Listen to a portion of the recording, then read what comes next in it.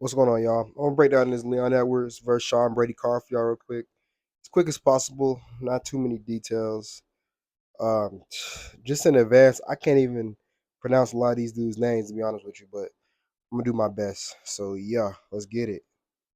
All right, so for the first fight, we got Garam Kutateladze versus Koei Cayu Fernandez at 155 pounds. We got Garam at minus 450, and we got Koei at plus 350. Shit, Garam, his record overall is 13-4, and his UFC record is 2-2. Honestly, man, Garam's 2-2 is very it's a sneaky good 2-2. His UFC debut, he had to fight Gamrot. Mateusz Gamrot won by split decision, but I will say, I remember after the fight, he went on record saying that he didn't feel comfortable like he won that fight. He personally said he didn't win that fight. He lost to Demir Ismagulov. Really, he was a good top 10 fighter at one point before he like weirdly retired early. Els Brenner, he lost to, who he was beating the hell out of, and Els Brenner, he's tough as hell. He's a zombie, comes back, but he was one in that fight, and then he beat Jordan Vucinic, who Jordan hurt him in that fight. I'm pretty sure he dropped him or something like that, and Grom ended up storming through and winning. So like everybody he's fought in the UFC so far has been really good. Like Grom has had no easy fights. Matter of fact, I think Fernandez is gonna be this is gonna be his easiest fight to date in the UFC. Koei, he's 1-1 in UFC. He lost a split decision to Mark DeCasey, his UFC debut, and then he finished Muhammad Yahya with strikes, which is what you're supposed to do. Muhammad Yahya couldn't scratch the surface of anybody that Grom has fought yet, and I just think it's just levels. This is just a levels pick. Grom is better. I know Koei Fernandez is a black belt, but Grom can grapple too. So I feel like Grom is a better striker, and he can handle himself in the ground. So, hey, I'm gonna go Grom confidently. All right, so for the second fight, we got Kaelin Loughran versus Nathan Fletcher at men's 135. Kaelin's minus 105 at the time of this video, and Nathan Fletcher is minus 125. But I think this is a mid off. These are two fighters that aren't very good compared to their contemporaries. Compared to the people, other guys in their division. These guys aren't. They're not top 20. They're not top 30. These guys are not gonna. None of these dudes have a chance of making a run, especially Kyle and Lawford, if that's how you say it. He's 9-2, 1-2 overall in the UFC. 28 years old. It's crazy because this last fight against Jake Hadley, it was just a Kyle and Lawford fade, but I didn't think that the fade was gonna be that good of a call. Like he really did not perform good at all. Like I can't remember a time I looked more right off of a pick where I really just didn't care for. I was just like, whatever, Jake Hadley. This is because Lawford's not that good. And then he just didn't fight good. Like Lawford has nothing. He has nothing. He beat Angel Pacheco, but he went life or death with him. He went going life or death with Angel Pacheco, you just don't belong. You don't belong because Angel Pacheco doesn't belong. And he lost to Taylor Lapilus where he just got touched up. And he also already lost to Nathan Fletcher as a as an amateur. And I'm not saying Nathan Fletcher's that good either. He's 9-1, 1-0 UFC, 27 years old. He beat Zigomantis Ramaska, whatever. That guy's I think he's like some kind of Lithuanian kickboxer or something. He was one of the guys on Ultimate Fighter. And he lost to Kayon Offley, who isn't really that good either.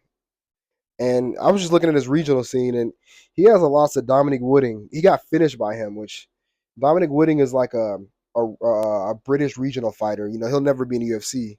Well, maybe you never know, but he just he got dusted by him. I don't. I didn't watch the fight. I don't know if he got starched, but yeah, I go back over to Kalen Lawford.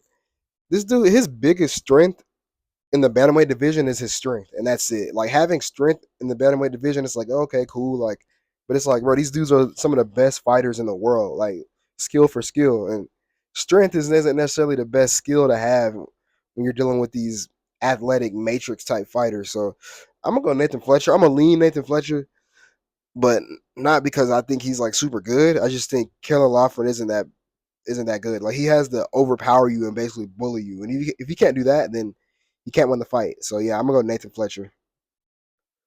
Ugh, brother. Ugh. Brother, Shauna Bannon versus Pooja Tamar at a women's 155-pound fight. Brother, ugh. Shauna Bannon, 6-1, 1-1 in UFC, 31 years old. Pooja Tamar, 9-4, 1-0, 31 years old too. Bro, okay, so Alice Ardeline was Shauna Bannon's last fight. I'm pretty sure they just brought this girl in just to lose to Shanna Bannon. Like they just wanted Shanna Bannon to have a win for some reason. I don't know why. She lost to Bruna Brazil and her only loss in UFC. Bruna Brazil is okay. I mean, actually, Bruna Brazil is pretty good. I think she's getting better. She's getting a little better. But and then we go to Pooja Tamar, who I don't know. I guess the UFC just wanted to give India a win because they knew Anshul Jubilee couldn't do it, but they gave her a clear robbery over Rayani Amanda, who also isn't even that good. So I don't know what that was about. And then you look at Pooja Tamar's um, ONE FC record, and she's 0-3, but she fought Stat Fairtex. Which I mean, ironically, 0-3 in ONE FC is better than 6-1 for Shauna Bannon, if that makes any sense. Like to get in there, like to lose the Stat Fairtex is better than any of Shauna Bannon's wins. I'll just say that. And I don't think she's that good, honest. I just really don't think she's that good. Shanna Bannon is minus 179. I think that's just because everybody knows Pooja Tamar was gifted that last decision. But I'm gonna still go with Pooja just because. I mean, fuck, you fought Stat Fairtex. I think she lost the decision. Losing a decision to Stat Fairtex means you should be tough enough to beat Shauna Bannon. If not, I don't know, man. You might need to go back to the fucking. You might need to go back to India, like, and just fight regional scenes. Do those regional fights, or maybe go back to ONE FC. Try that out, but or maybe just go back to fucking go join Anshul Jubilee. Fucking go make some street food or something. Okay, so next we got Andre Puliev, 9-2, versus Chris Leroy Duncan at 185 pounds. I mean, this is going to be pretty quick. Andre Puliev, he's a Russian that doesn't grapple. I mean, I don't know. It seems like every time he fights somebody that's like decent, he loses. And we got Chris Leroy Duncan, 29. I think the UFC really likes this dude because he's fought three of the easiest guys in the division. They gave him Dusko Tudorovic, they gave him Dennis Tallulah, and they gave him Claudio Ribeiro. And they didn't do him any favors by giving him Gregory Rodriguez last fight. And he lost to Armin Petrosian too, which kind of showed his ceiling. I feel like maybe that was just a bad performance. That just showed you he needs to learn how to wrestle because he's striking at the best in the division. I mean, it's good, but like, bro, you can't beat. Like, what are you gonna do, Chris Leroy Duncan, if you can't beat the elite strikers in the division when you can't grapple and you're mainly a striker, you know? But I just think that he's levels above Andre Puliev. Like, bro, you've been in there with Armin Petrosian and Gregory Rodriguez. You should be beating Andre Puliev. Like, you didn't get smoked by Gregory Rodriguez, so you should be better than Andre Puliev, who hasn't fought anybody compared to Chris Leroy Duncan. I feel like the UFC really likes this guy. They want him to really win fights because, I mean, they must want you to win if they give you the Russian who doesn't grapple straight from Dana White Contender Series. So, yeah, Chris Leroy Duncan comfortably. Okay, so we got Marcin Tybura versus Mick Parkin, a heavyweight. I don't even understand the odds in this fight. Mick Parkin's like minus 117 plus Marcin Tybura plus 153. I think Mick Parkin should be like minus 300. Like, what is Marcin Tybura gonna do? Like, he has to exploit your weakness. If you don't have a weakness, then he just loses. You know, he exploited Janata Deniz, couldn't exploit Sergey Spivak, got armbarred rather quickly. I feel like that shit came out of nowhere. Chokes out Tai Tuivasa, exposes him. Got slept by Tom Aspinall. Okay, and then he beat Blagoy Ivanov, who is a nothing burger, and he beat Romanov, who is he has about 4.5 minutes of cardio, and then he's just dust. So he has to expose you to win fights. Mick Parkin is 10-0, hasn't even lost amateur. I don't think Mick Parkin even knows how to lose yet. It's gonna take somebody that's like he's gonna have to get violently TKO'd because Mick Parkin's like a more calm version of Aspinall. I feel like he's very disciplined in all the not all the martial arts, but like you don't really see his jits, but like I know he has good wrestling, good defensive wrestling. He's got good boxing. He's really good at slowing the fight down and keeping it where it needs to be. Like he beat Jamal Pose, Kai Machado, Mo Usman, and then he finished Lukas Bursky, whatever. And that was his only finish in UFC so far. But he did what he's supposed to do. You're supposed to finish Lucas Bursky. Jamal Pogues, not easy to finish. Kamachado, not easy to finish. Mo Usman, I don't think he's been finished before, but not super easy to finish. So like, yeah, it's Mick Parker. You can't really shame him for not getting finishes because that's his style. He kind of fights comfortably. He never gets like it seems like he never gets overwhelmed, and I guess it's because he's never lost. But yeah, who knows? I mean, I don't like to bet guys that are like prospects against like gamey vets like this, like 26-9.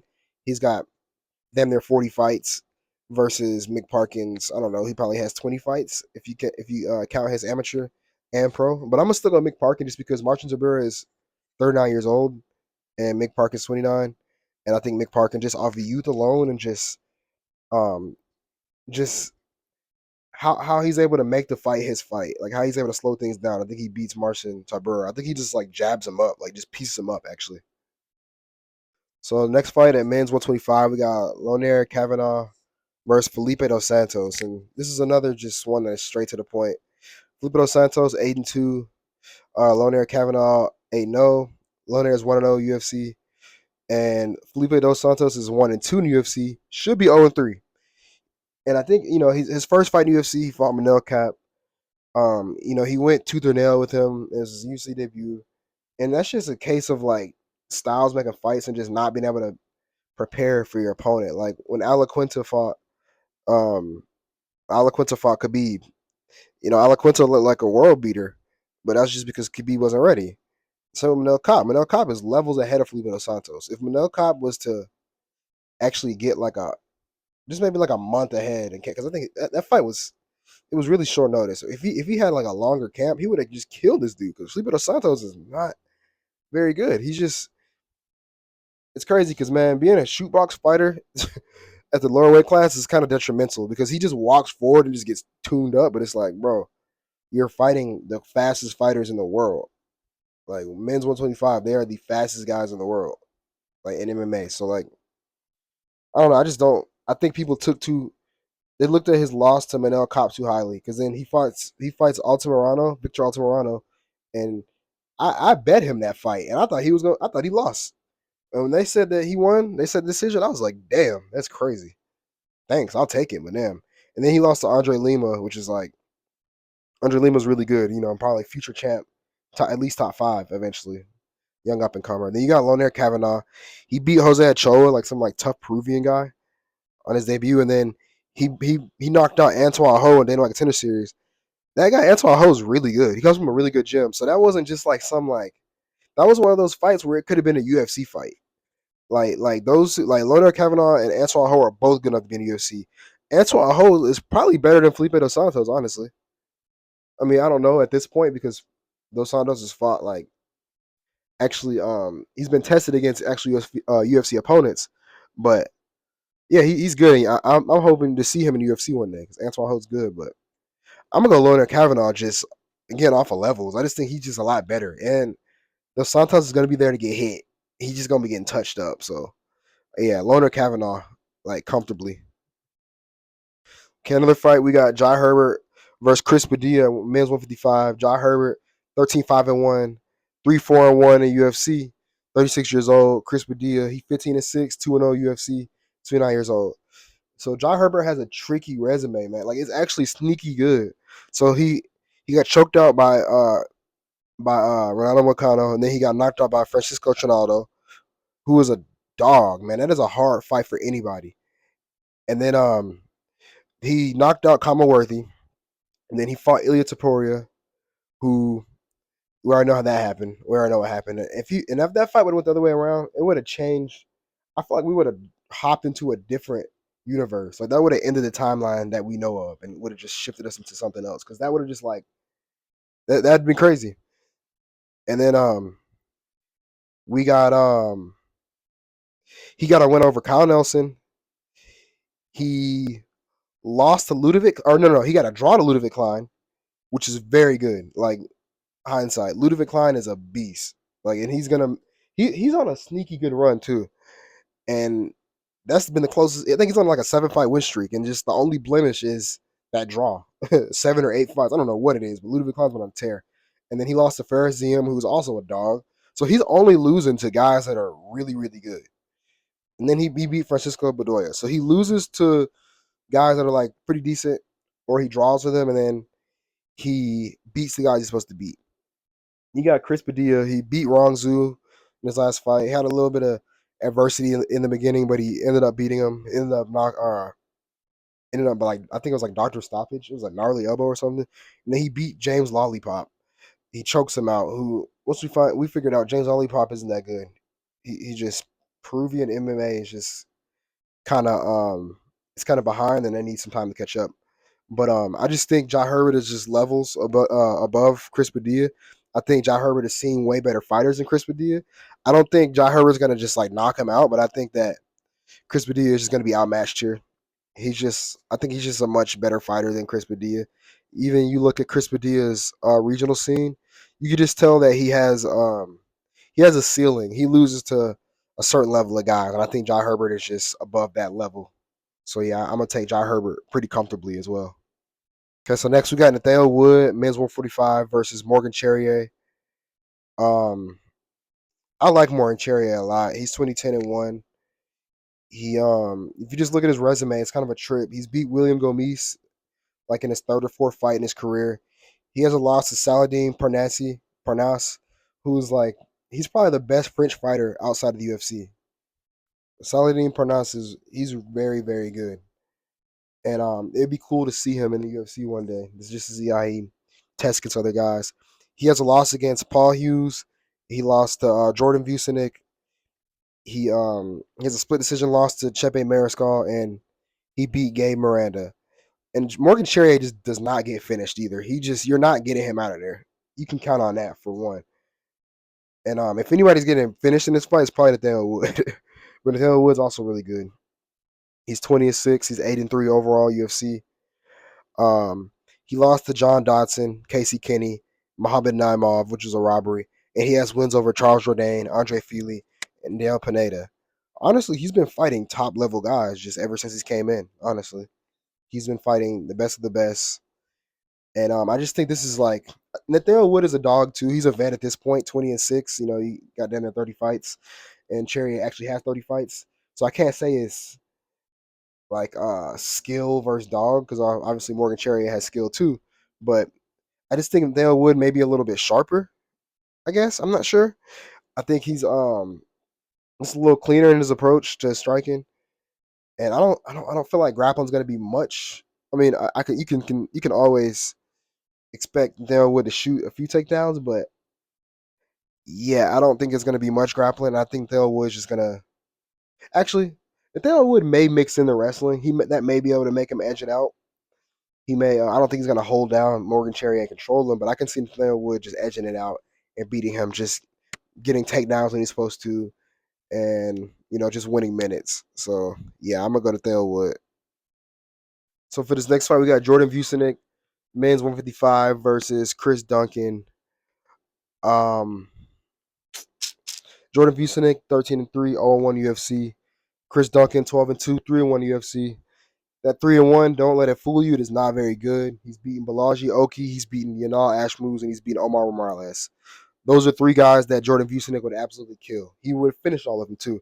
He didn't finish Omar Morales, and he didn't finish Yanal Ashmouz. I know he finished. He subbed Balaji Oki, and he got finished by his only UFC loss is Manuel Torres, which is not bad. You have to look at his Dana White Contender Series record too. He's 1-1. He got slept by Slava, and he knocked out Charles Campbell right before Charles Campbell almost knocked him out. And then you got Jordan Vucinic. His UFC debut was the Garam Kutaladze, who would absolutely kill Chris Duncan, but he actually ended up hurting Garam. And Garam, he's tough, so he ended up coming back and winning. But yeah, you got to look at also his regional scene too. He has a win over Morgan Charrier, pretty sure a split decision win, and he's 1-1 against Paul Hughes. Paul Hughes, you're not familiar with him. He's the guy that fought. I think he arguably beat Khabib's cousin, not Usman, Usman. So yeah, Jordan Vucinic, he's tough, man. He's as tough as he looks. All those tattoos he's got, he's a scary guy. He's a mean striker, and I think he touches Chris Duncan up. Probably finishes him. Chris Duncan, he's just like Kalen Lawford. He's a lot better than Kalen Lawford. Don't get me wrong, but Chris Duncan is just very strong, there to be hit.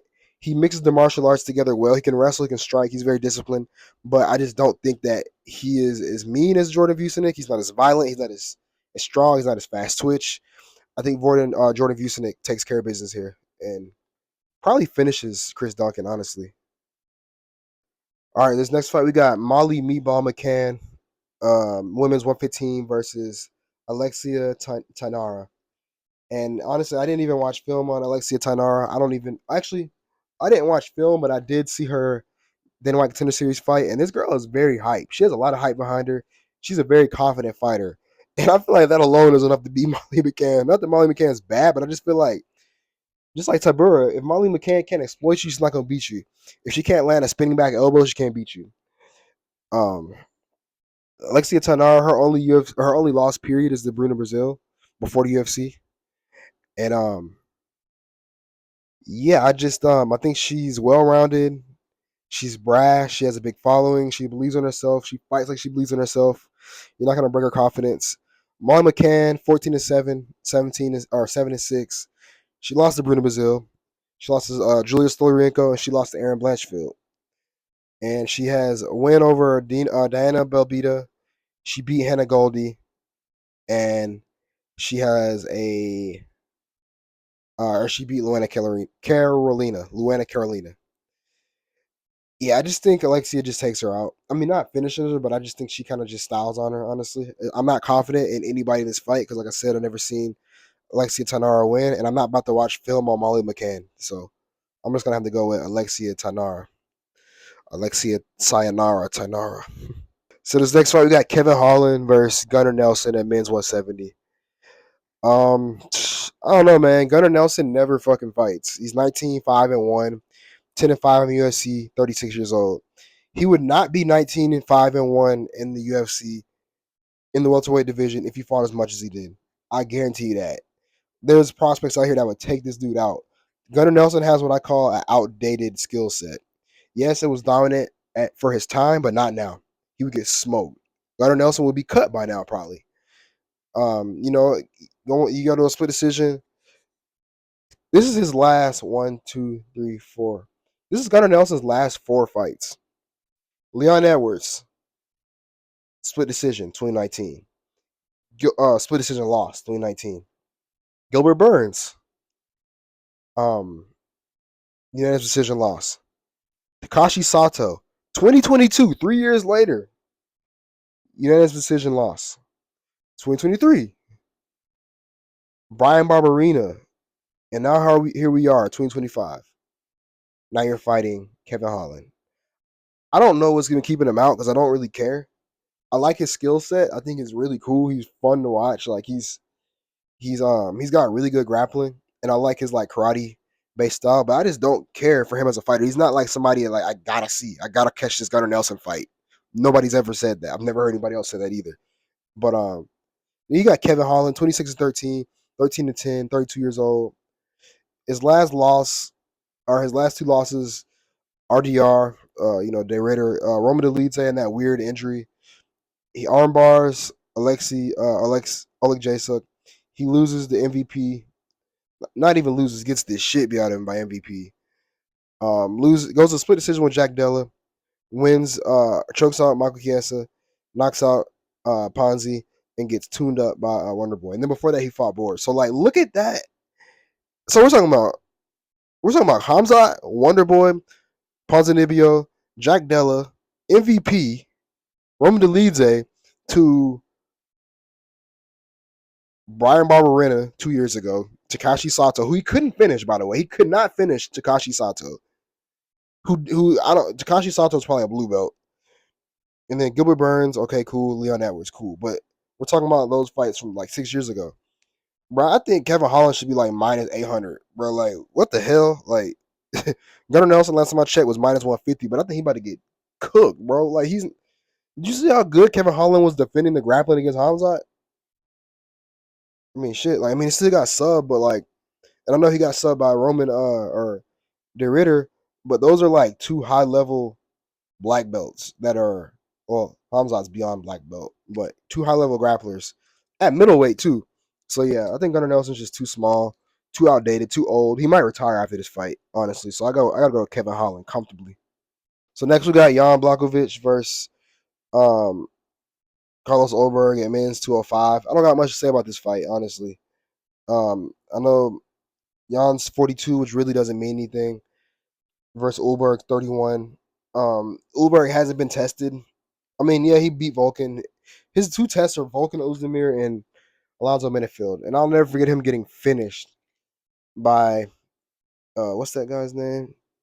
Zachukwu, whatever. Kennedy's Zachukwu. That'll always stay in my mind. I don't even know, that'll never happen again. Most likely, he'll never gas out and just get killed. But I don't like betting these fights. Like I said, like Mick Parkin versus what's his face, Tybura. I'm confident Mick Parkin would just outclass him because we've already seen Tybura just get dogged. Like we've seen him slow down.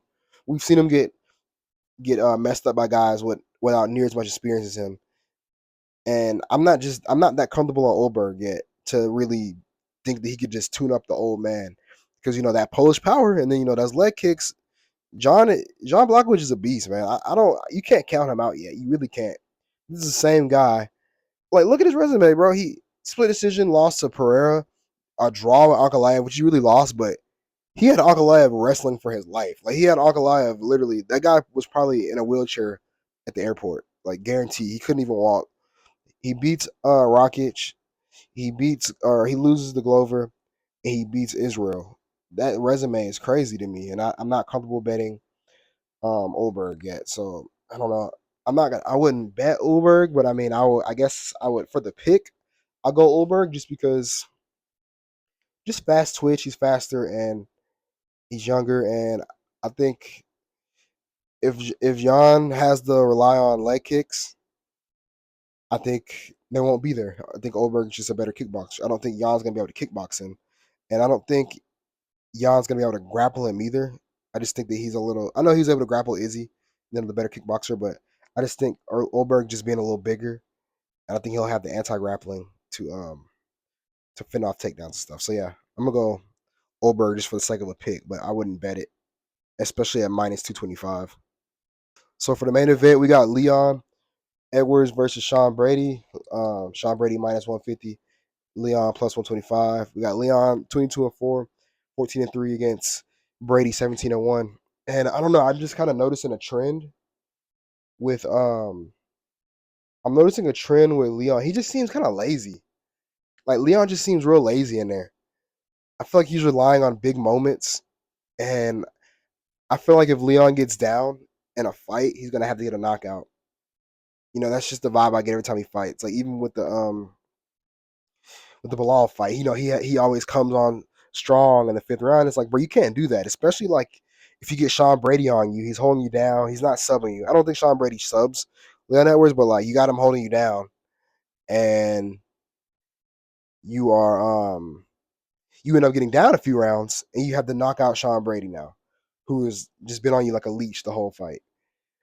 But then again, on the other side, Leon Edwards, he's so athletic and so good, and he's so well rounded, he could completely immobilize Sean Brady. So I really don't know. Part of me feels like it's Brady time, and he's gonna make a run and be top five. I personally don't feel like Brady ever wins the belt.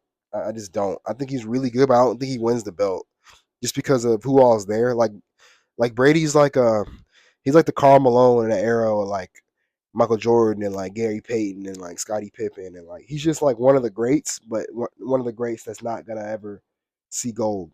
I feel like, but I think he maybe wins this fight. Maybe I don't know. I could see it going both ways, but I think I'll go with Brady just because um just hype armor. Just I feel like he just is able to implement his game.